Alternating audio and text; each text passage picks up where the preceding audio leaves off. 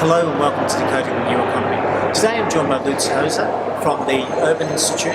We're talking about the Internet of Things and building smart cities. Thank you very much for joining us. First of all, to start off, what does your institute do? Our institute is an incubator for smart city solutions out in Europe and in the United States. Our idea is to help and foster the innovation within the city to make our cities even smarter. Right, so you're working with a number of cities on this, aren't you? Yes, we do. Actually, in Europe, we have a number of cities collected together. We created what is called the Smart City Forum, which allows the cities to share experiences among themselves. We invited the industry to be part of, so that we have a community building approach. But we also went to the United States about 6 months ago, and now are in contact with a number of cities in the United States as well. And so which cities do you see leading the way on this? Well, there are some of the obvious ones.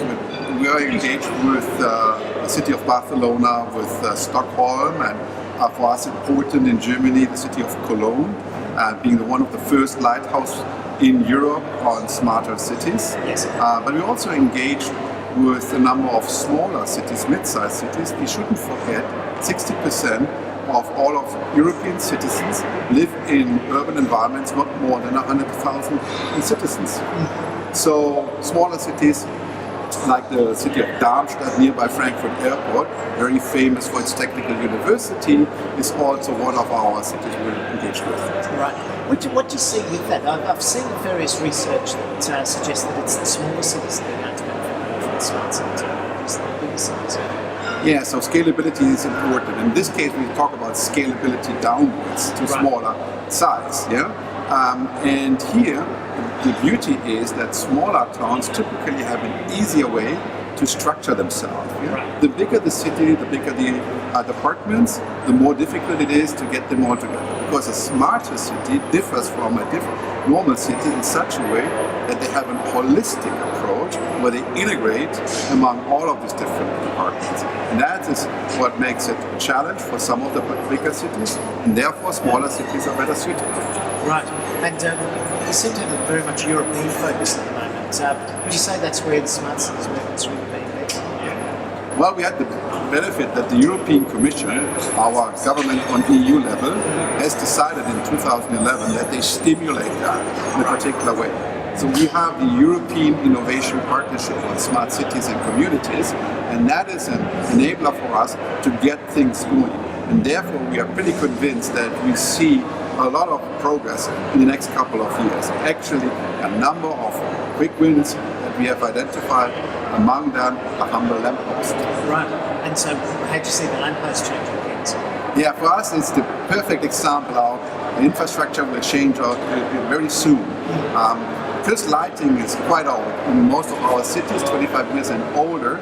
With the LED to come, there's a great opportunity to save a lot of energy and therefore to save a lot of cost for the community. Now, while doing that, just putting in some extras like communication, like some radar sensors and some environmental sensing, and all of a sudden you create a whole new ecosystem of services to help the citizens and to get a better environment. Think about that.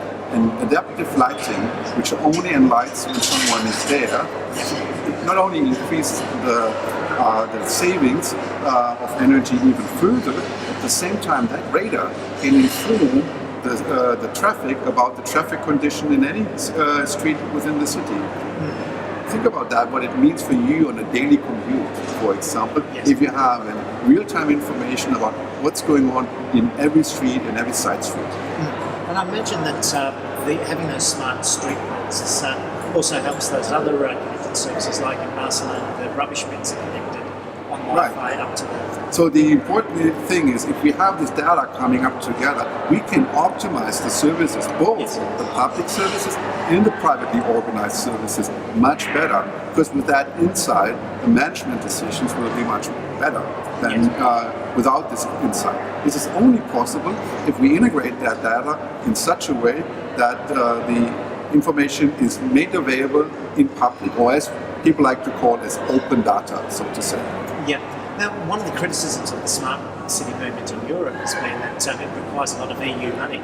Do you think it really requires a lot of government money, or can it be funded out of existing budgets? It can fund it out of existing budgets, but of course it helps if you have a lever like the EU funding, Right. and that's how we see it. So actually it's not so much about funding, it's about financing and business models. Right. Honestly, the European Investment Bank, as well as other banks in Europe, have clearly indicated that they are highly interested to invest into infrastructure. Given the current situation on interest rates and so forth, Yes. Infrastructure are very attractive projects to invest in, right? So it's not so much about funding, it's putting the people together and make it a decent business case so that the business model behind that is worthwhile. And how important is political leadership? Absolutely very important. We're glad that the European Commission and that our German European Commissioner Günther Oettinger are truly behind that and really are committed to support that, and they have been engaged from day one on, and that of course made it a big movement within Europe. We have collected some 370 initiatives with more than 3,000 partners. It could only be possible because we have the leadership behind. It's not only the political leadership, it also requires industrial leadership as well. So getting the two together is what makes it happen. And I was going to ask you that. Where do you see the role for the private sector? It's critical. It's a real PPP, public-private partnership we're talking about. Yeah? So we have to get these act together. So we're talking to the large utility providers, we're talking to large industry companies, we're talking to the large ICT companies, but also, and that's at least equally important, a lot of small and medium-sized enterprises, because they have a lot of things to offer, and with the ability of a smarter city, even small companies can provide services at scale that makes them quite attractive for both the citizens and the city administration. Okay, so where do you see, to conclude, where do you see the smart city movement going in the next 5 years? For us, it's very clear. We have a number of quick wins. So the streetlights will change to a new infrastructure, which will allow to have much more services to come for better transport information, for better environmental information, for public Wi-Fi, something that me as a foreigner, I love to have much more than today to get over the roaming costs. Secondly, we'll have very clearly a number of issues resolved in the area of the grids, of the electricity grids, which is a growing demand all over the world because of the sensors coming into the grid. So this together will form a new sustainable society that will be better suited in terms of energy efficiency, in terms of renewables being used, renewable energies, and finally reducing our overall footprint in terms of greenhouse gas. Right. Yeah, thank you very much for joining us. Thank you. And thank you for joining Decoding the New Economy.